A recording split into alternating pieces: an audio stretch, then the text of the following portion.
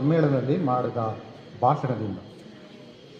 ಅಸ್ಪೃಶ್ಯರೆಂದು ಕರೆಸಿಕೊಳ್ಳುವ ಜನರು ನಿಮ್ಮನ್ನು ತಿರಸ್ಕರಿಸಬಾರದೆಂದು ನಾನು ಹೇಗೆ ಬಯಸುವೆನೋ ಹಾಗೆಯೇ ನೀವಾದರೂ ಅವರ ಬಗೆಗೆ ದ್ವೇಷವನ್ನು ತಾಳಬಾರದು ಎಂದು ನನ್ನ ಇಚ್ಛೆ.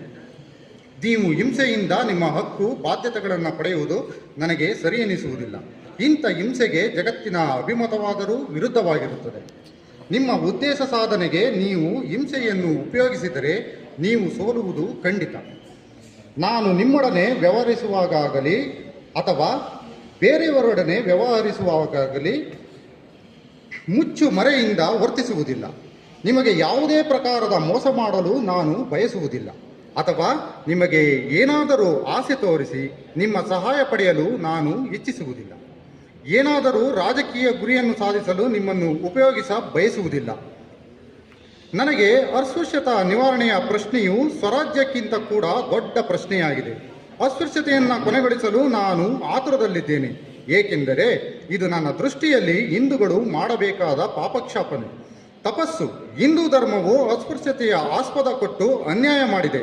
ಅದರ ಪರಿಮಾರ್ಜನೆ ಮಾಡಲು ನಾನು ವೈಯಕ್ತಿಕವಾಗಿ ಪ್ರಾಯಶ್ಚಿತ್ತ ತೆಗೆದುಕೊಳ್ಳ ಬಯಸುತ್ತೇನೆ. ನಾನು ಪುಣೆಯಲ್ಲಿದ್ದಾಗ ಅಸ್ಪೃಶ್ಯ ವರ್ಗದ ಕೆಲವು ಜನರು ನನಗೆ ಹೀಗೆ ಹೇಳಿದರು: ಹಿಂದೂಗಳು ತಮ್ಮ ಧೋರಣೆಯನ್ನು ಬದಲಿಸದಿದ್ದರೆ ನಾವು ಒತ್ತಾಯ ಮಾಡಬೇಕಾಗುವುದು ಎಂದು. ಒತ್ತಾಯದಿಂದ ಅಸ್ಪೃಶ್ಯತಾ ನಿವಾರಣೆ ಎಂದಾದರೂ ಆದೀತೆ? ಅಸ್ಪೃಶ್ಯರ ಸದ್ಯದ ಸ್ಥಿತಿಯ ಸುಧಾರಣೆಯು ಇಂಥ ರೀತಿಯಿಂದ ಸಾಧ್ಯವಾದೀತೆ?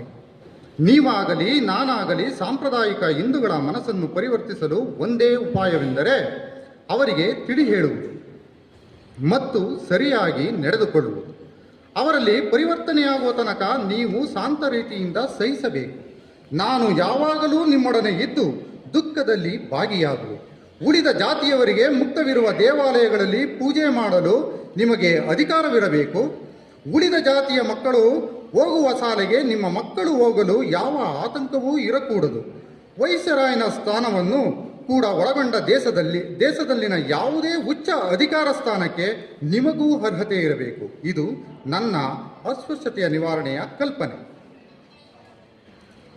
ನನ್ನ ಧರ್ಮವು ತೋರಿದ ಮಾರ್ಗದಿಂದ ನಾನು ಮಾತ್ರ ನಿಮಗೆ ಸಹಾಯ ನೀಡುವೆ.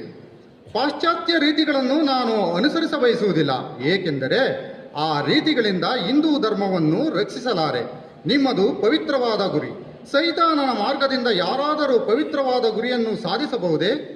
ಆದ್ದರಿಂದ ಪಾಶವೀ ಶಕ್ತಿಯಿಂದ ನಿಮ್ಮ ಸ್ಥಿತಿಯನ್ನು ಸುಧಾರಿಸುವ ವಿಚಾರವನ್ನು ಬಿಟ್ಟು ಬಿಡಬೇಕೆಂದು ನಾನು ನಿಮ್ಮನ್ನು ಕೇಳಿಕೊಳ್ಳುತ್ತೇನೆ. ಪರಮಾತ್ಮನನ್ನು ನಮ್ಮ ಹೃದಯದಲ್ಲಿ ಪ್ರಾಂಜಲ ರೀತಿಯಿಂದ